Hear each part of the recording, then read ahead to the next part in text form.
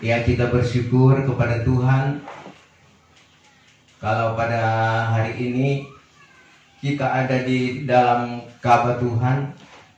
Ini adalah hari yang pertama di tahun yang baru, 1 Januari 2025. Suatu kebanggaan bagi kita sebagai hamba-hamba Tuhan, anak-anak Tuhan, orang pilihan Tuhan, kalau kita bisa melewati tahun 2024 dengan segala baik.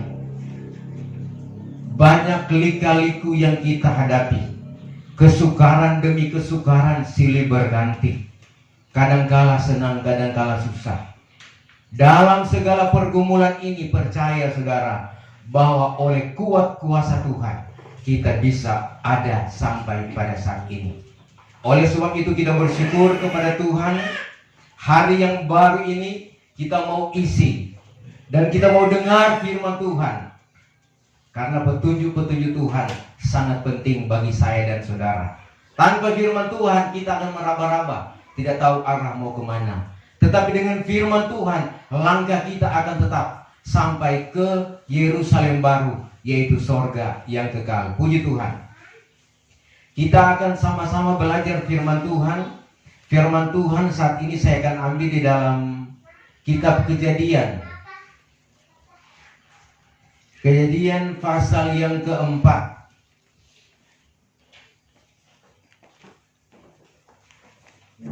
Kejadian pasal 4 ayat 1 sampai ayat yang ke-16. Namun saya akan baca saja firman Tuhan ayat 3 sampai ayat yang ke-7 di dalam terjemahan baru. Kejadian 4 ayat 3 sampai ayat 7. Setelah beberapa waktu lamanya, maka Kain mempersembahkan sebagian dari hasil tanah itu kepada Tuhan sebagai korban persembahan. Habil juga mempersembahkan korban persembahan dari anak sulung kambing dombanya, yaitu lemak-lemaknya. Maka Tuhan mengindahkan Habil dan korban persembahannya itu. Ayat 5. Tetapi Kain dan korban persembahannya tidak diindahkannya.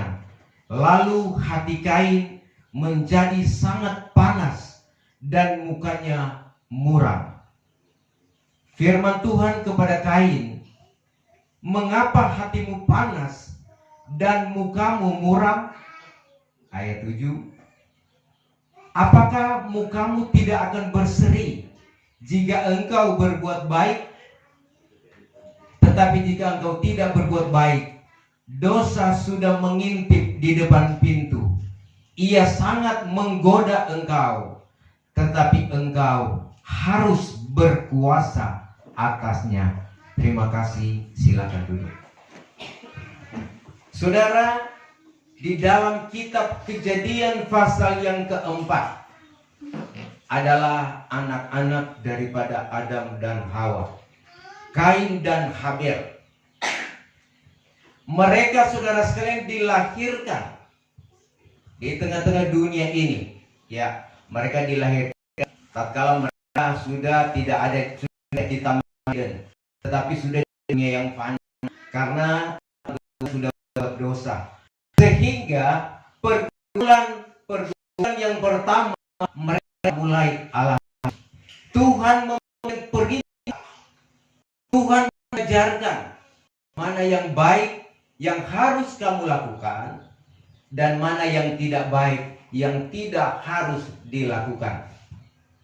Dan saudara kasih dalam Tuhan, Kain dan Habil ini mempunyai pekerjaan masing-masing. Kain sebagai peladang dan Habil sebagai peternak. Satu ketika mereka mempersembahkan hasil dari pekerjaan mereka. Maka firman Tuhan mengatakan, ya, Kain mempersembahkan hasil bumi, hasil tanah dengan baik kepada Tuhan, dan Habil mempersembahkan hasil ternak, lemak-lemaknya dibawa kepada Tuhan.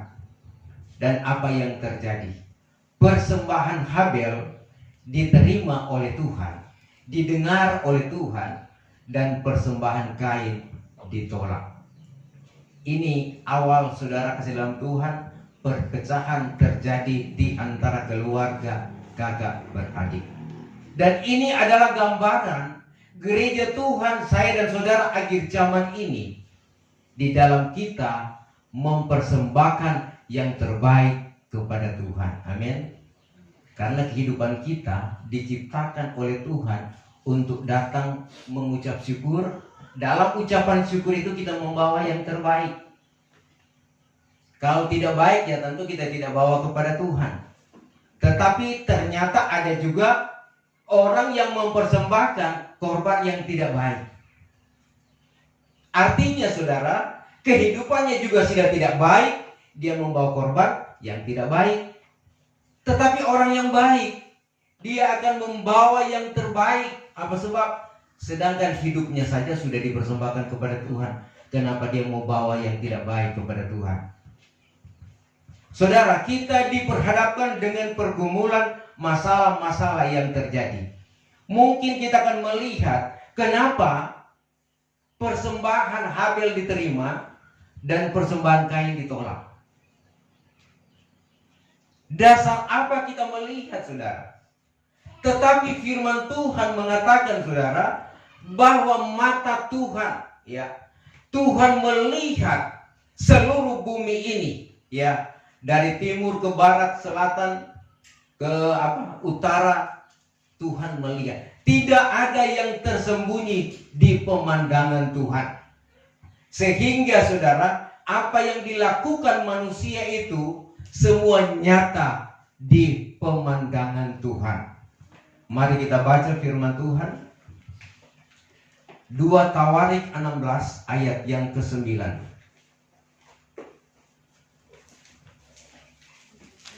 Tawarik 16 ayat yang ke-9.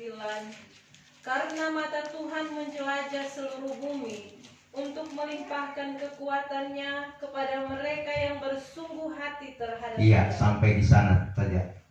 Karena mata Tuhan menjelajah seluruh bumi untuk melimpahkan kekuatannya kepada mereka yang bersungguh-sungguh hati terhadap Dia. Tuhan melihat seluruh bumi.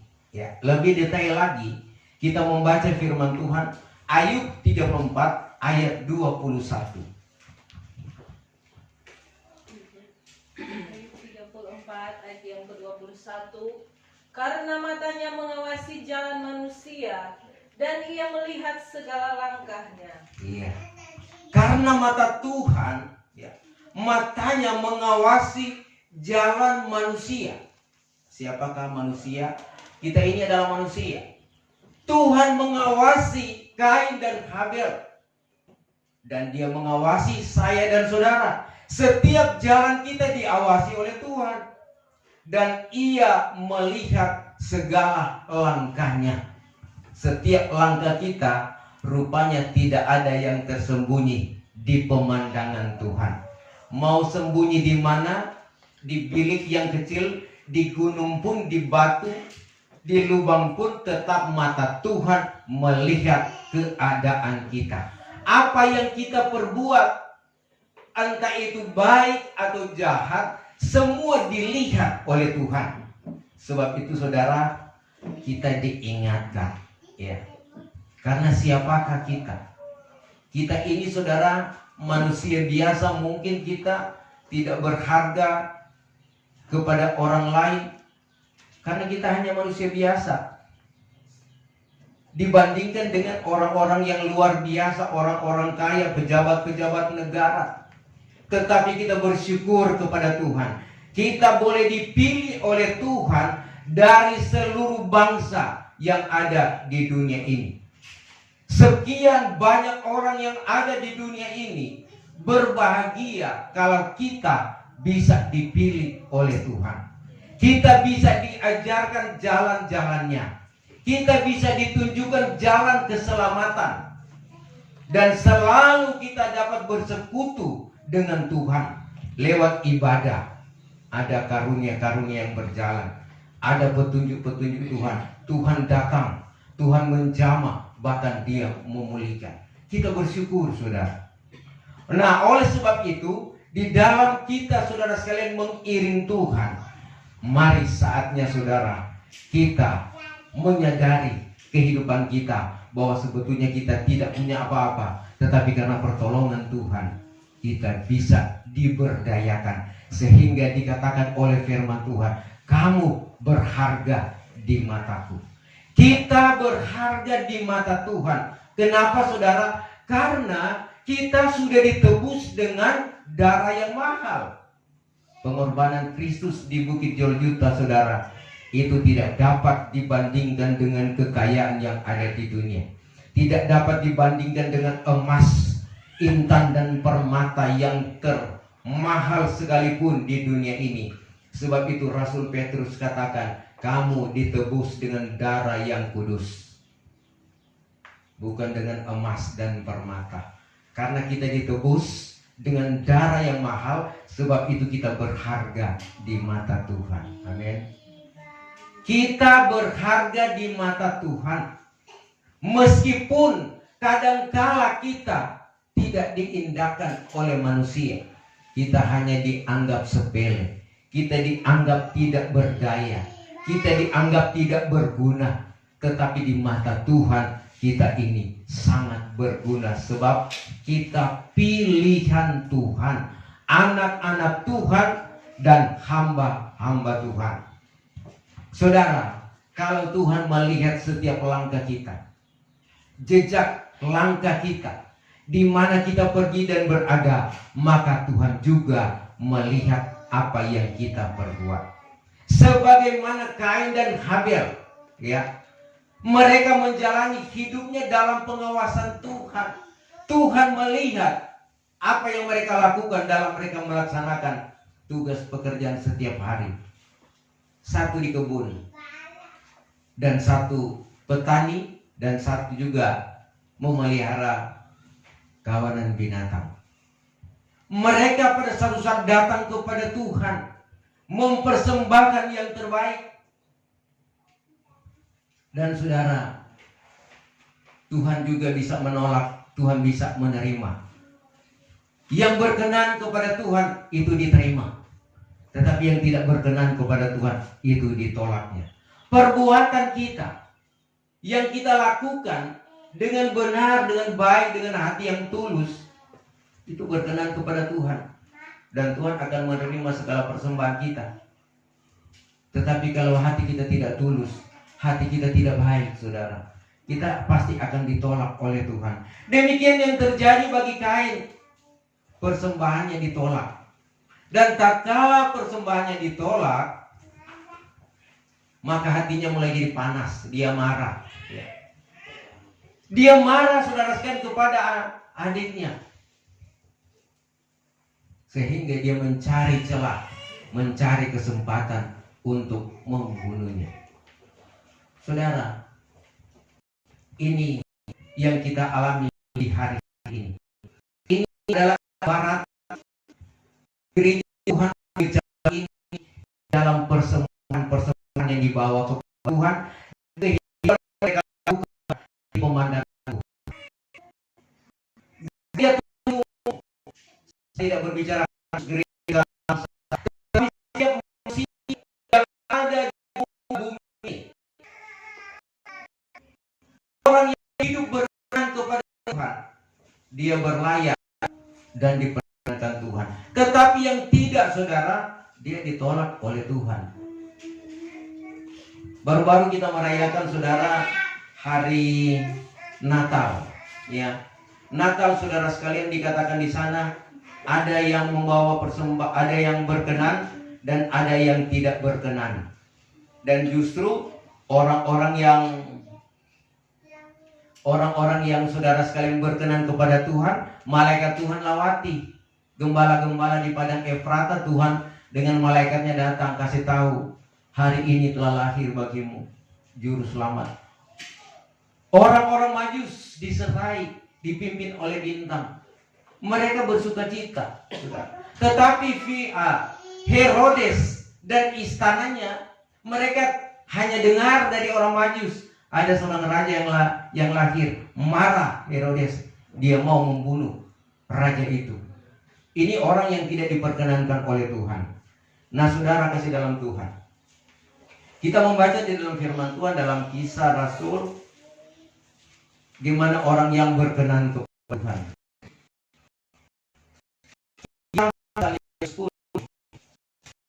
Kita baca ayat 4 dan ayat ke-35. Lalu mulailah Petrus berbicara, sesungguhnya aku mengerti bahwa aku tidak membedakan orang. Setiap orang bangsa manapun yang takut akan dia dan yang mengamalkan kebenaran berkenan.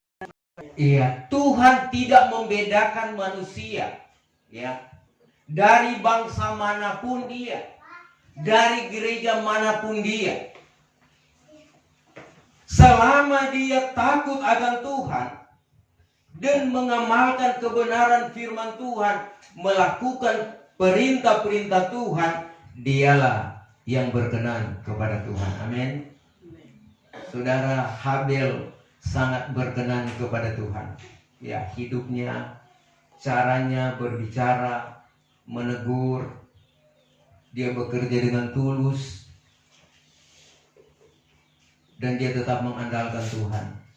Tetapi Kain, saudara, terlalu sombong, tidak dengar kata Tuhan, perintah Tuhan dia tidak lakukan. Dia mulai buat kejahatan, sehingga apapun yang dia bawa kepada Tuhan itu ditolak oleh Tuhan.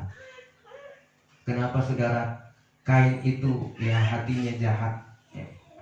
Mari kita baca, saudara, di dalam 1 Yohanes pasal 3.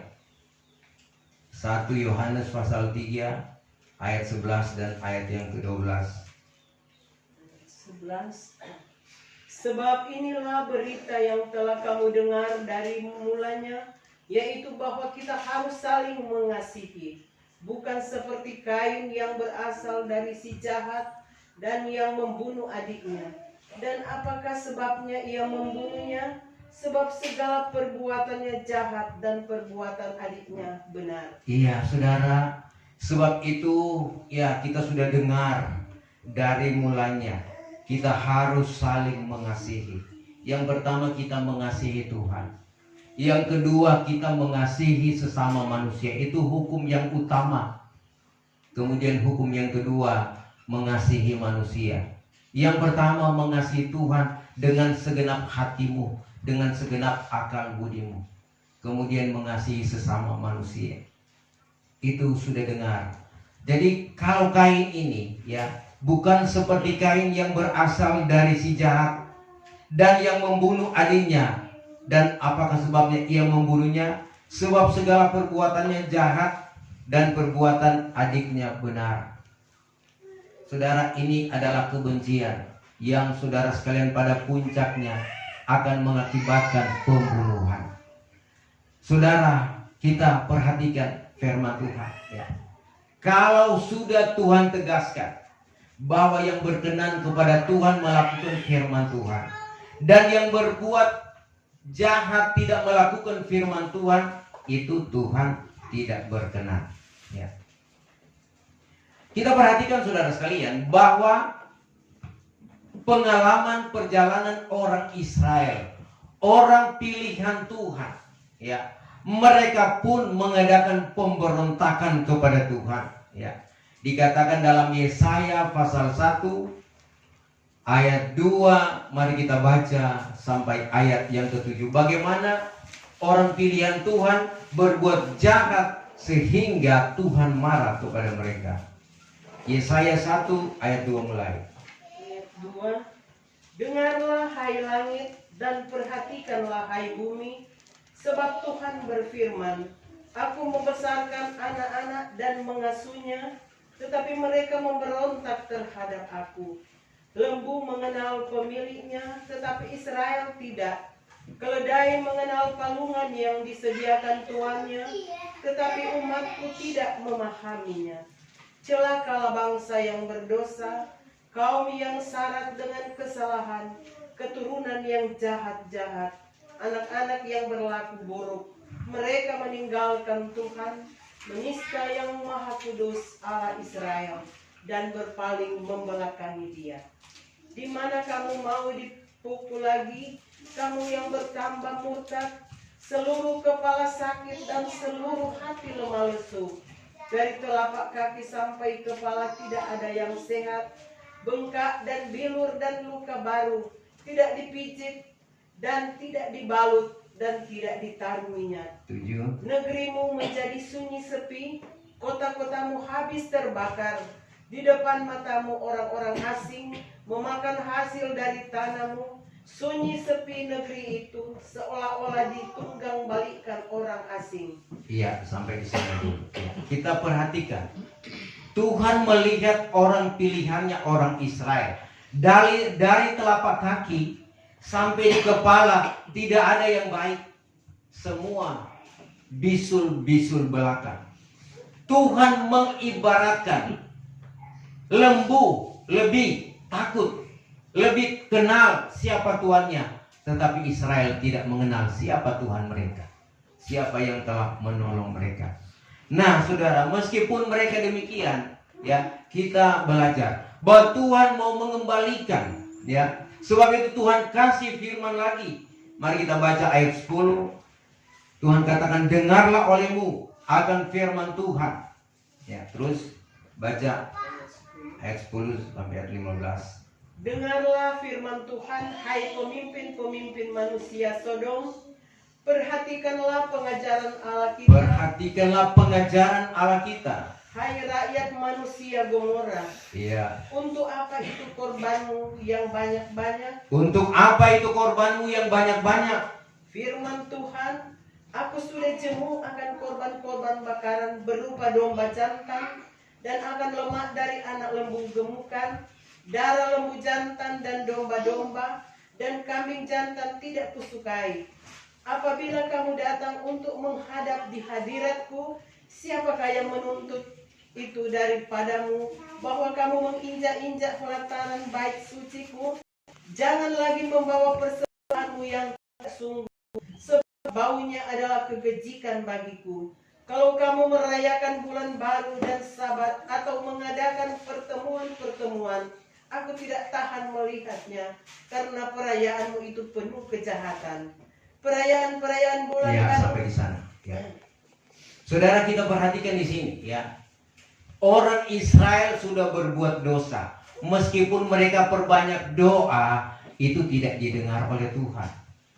Mereka pun, saudara sekalian, berpuasa, itu tidak berkenan kepada Tuhan.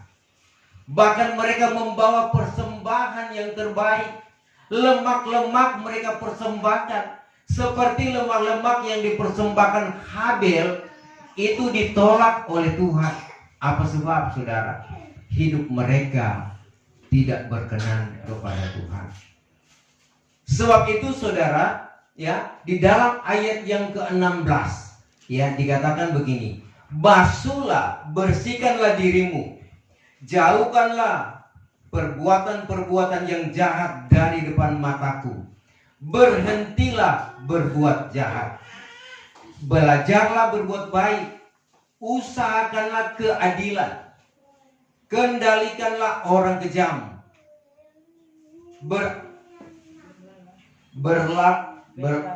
beralah hak anak-anak yatim, perjuangkanlah perkara janda-janda. Ayat 18, marilah, baiklah kita berperkara firman Tuhan. Sekalipun dosamu merah seperti kirmisi, akan menjadi putih seperti salju. Sekalipun berwarna merah seperti kain kesumba, akan menjadi putih seperti bulu domba. Jika kamu menurut dan mau mendengar, maka Tuhan akan memakan hasil baik dari negeri itu. Tetapi jika kamu melawan dan memberontak, maka kamu akan dimakan oleh pedang. Sungguh Tuhan yang mengucapkannya. Saudara, Tuhan, maunya Tuhan, Israel kembali kepada Tuhan. Bersihkan diri, bersihkan hati, sehingga melakukan yang terbaik. maka Tuhan akan berkenan. Kita akan menikmati, saudara, tahun 2025 ini dengan segala baik kalau kita membersihkan hati. Amin. Ya. Membersihkan hati yang perlu. Ya. Karena saudara memang di hari-hari ini, ya, terlalu banyak masalah-masalah yang diperhadapkan bagi kita gereja Tuhan akhir zaman ini, baik secara langsung maupun secara medsos. Ya, kadangkala kita melihat hal-hal yang sudah tidak pantas lagi dilakukan oleh manusia.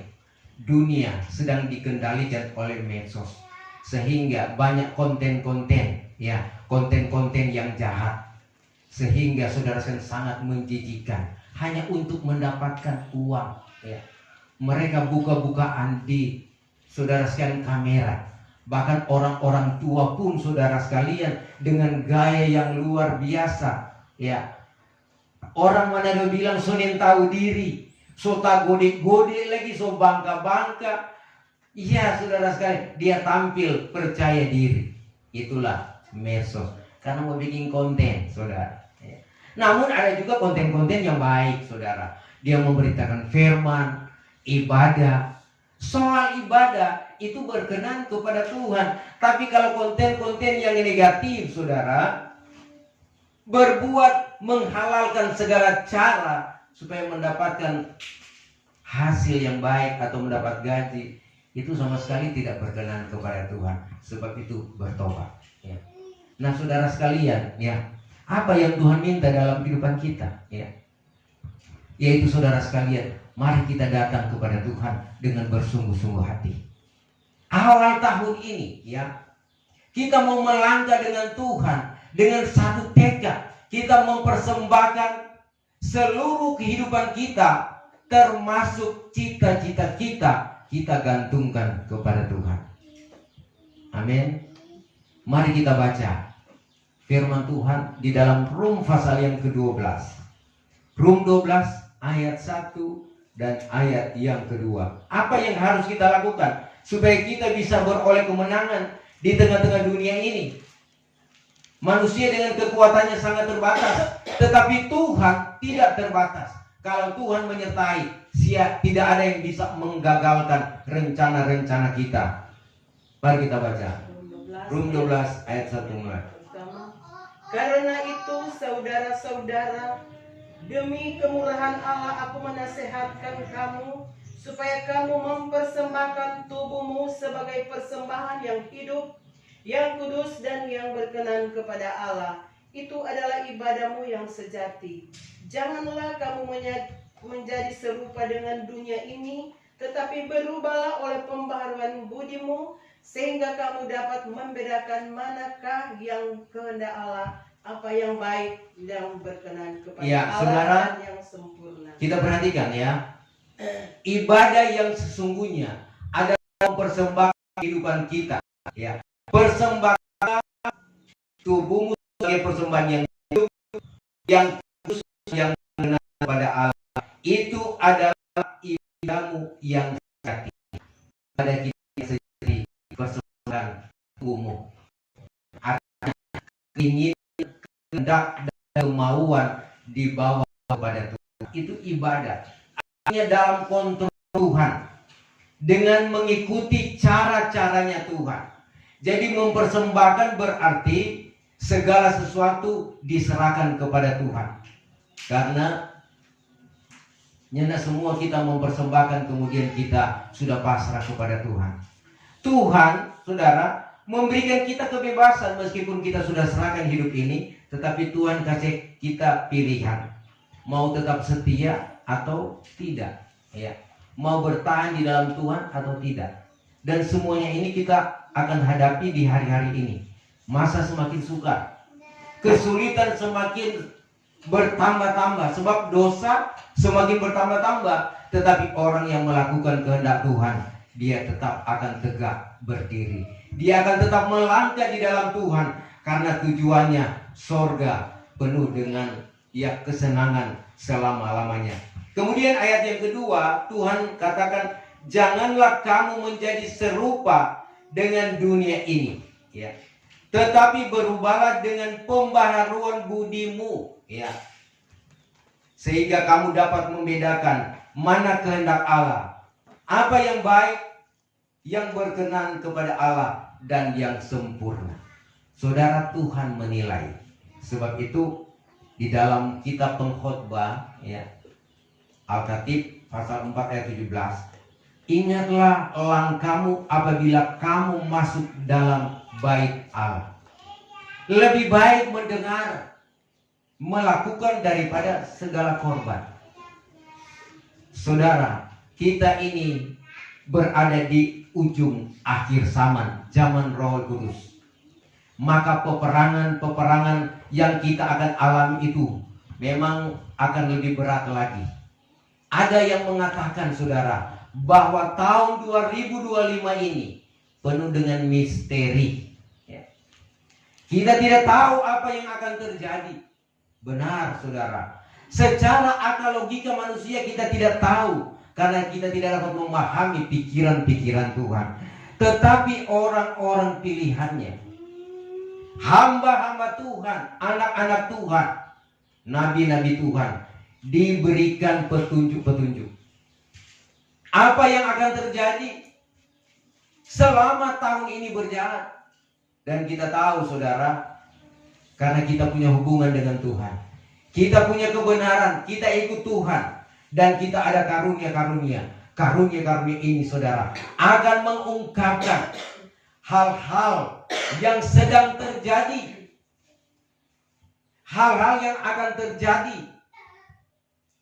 Bahkan, saudara, dia akan mengungkapkan dari kekal sampai kekal. Bagaimana kita masuk sorga, bagaimana kita ada di dunia baru, langit baru, dan Yerusalem baru.